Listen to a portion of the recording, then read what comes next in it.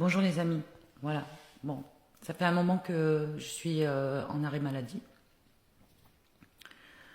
Apparemment, je suis témoin dans une affaire de harcèlement scolaire. Et ce harcèlement scolaire ne vient pas que d'élèves, en fait, il vient aussi de certains professeurs qui, plutôt que d'aider l'élève, l'ont accablé. Et la maman, à partir du moment où elle a saisi la cellule anti-harcèlement de l'État, eh bien, il s'est passé des choses incroyables. Au lieu d'aider la maman et l'enfant, ce qui s'est passé, c'est que moi, en tant qu'AESH, je me suis retrouvée aussi exclue de la classe. Déjà, l'élève, à partir du moment où il a dit qu'il y avait du racisme envers lui dans la classe et qu'il était systématiquement exclu des vies de classe, d'ailleurs, qui étaient organisées par soit enseignants, soit surveillants dans l'établissement. Ça se passe au collège de la Triouzoune, à Neuvic, en Corrèze. Et donc, le même jour où la maman décide d'aller voir la direction parce que son fils, je l'ai vu, moi, exclu de cours pendant une semaine.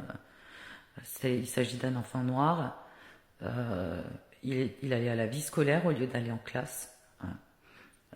Après avoir dénoncé donc des faits de racisme et de harcèlement envers lui dans la classe. Chose totalement déniée par les enseignants, déniée par les élèves. Donc, ils ont tenté d'étouffer la chose. Et un enseignant, en plus, a accusé l'élève par complicité ou je ne sais quoi, avec l'autre côté, de l'avoir violenté alors que l'enfant n'a pas violenté de professeur. Mais sur les listes de discussion sur Pronote, on a vu défiler que l'enfant en question était exclu de cours pour violence envers un professeur, ce qui n'a jamais été le cas.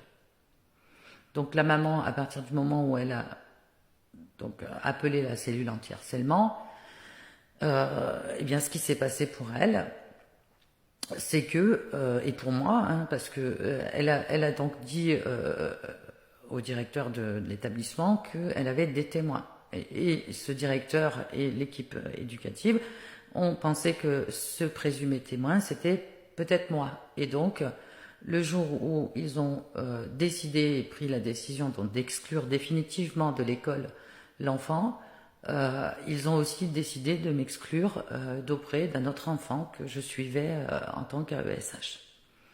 Ils m'ont accablé de fautes que je n'ai pas commises, notamment j'ai pas de tatouage, en tout cas montrable, et donc il y a des mensonges sur les accusations dont ils me pourvoient, et j'ai dû aller déposer plainte moi-même en tant que témoin et en tant que harcelé moralement sur des listes de discussion où une professeure profère des mensonges à mon encontre, quoi.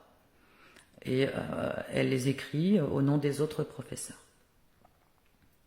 Donc je suis en arrêt maladie, nous avons déposé plainte avec la maman de l'enfant, que je ne connaissais pas auparavant, puisque je connaissais l'enfant parce que c'était un ami de mon fils dans un internat il y a 2 ans.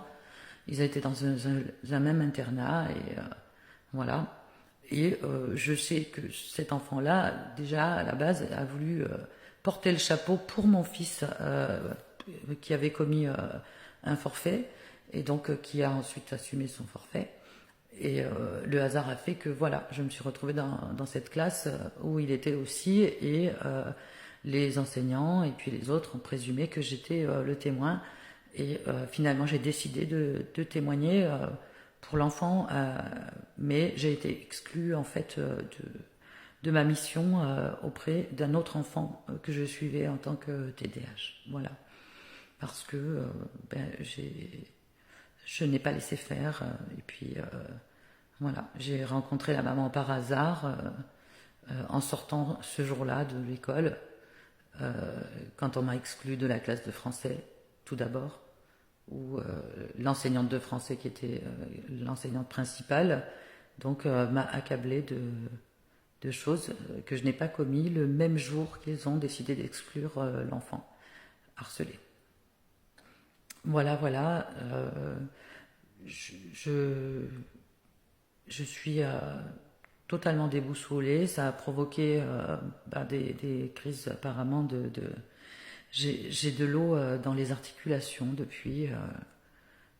Psychologiquement, ça va pas. Quand j'ai dû aller me justifier auprès de mon employeur qui n'est pas le directeur de l'école du collège de la Triouzoune, j'ai éclaté en sanglots et après s'en est suivi euh, un état de santé qui s'est dégradé.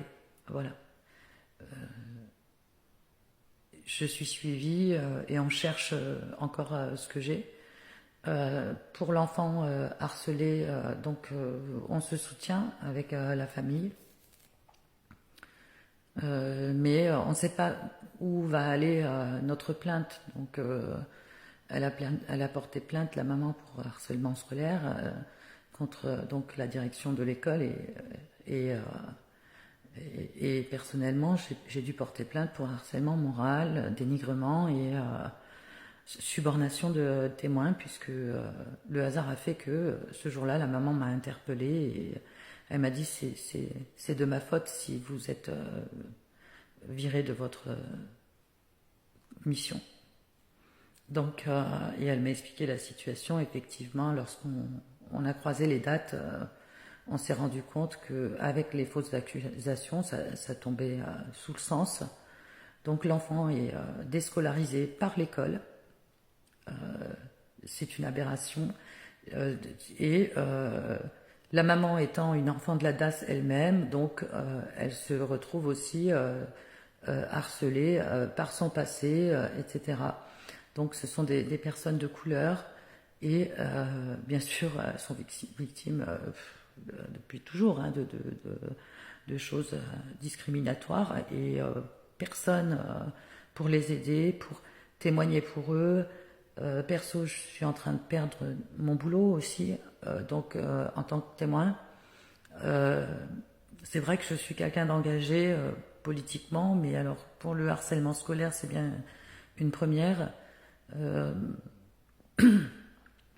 Voilà, les amis, je ne sais pas quoi vous dire de plus. Il fallait que je vous dise, puisque je vois que tout le monde partage les noms des établissements où des faits similaires ont lieu. Et donc, j'ai tenu à le partager aussi, puisque c'est ce qu'on me reproche, d'avoir un compte TikTok aussi sur les soi-disant fautes, erreurs que l'on me reproche en tant qu'AESH. Voilà. Force à tous les parents qui vivent ce genre de situation, à tous les témoins qui ont décidé de risquer leur carrière, de risquer leur vie, de risquer voilà, les foudres des harceleurs pour aider les familles soit endeuillées déjà, soit dans des situations donc de harcèlement et de minimisation des faits par les établissements dans lesquels leurs enfants sont. Je vous embrasse.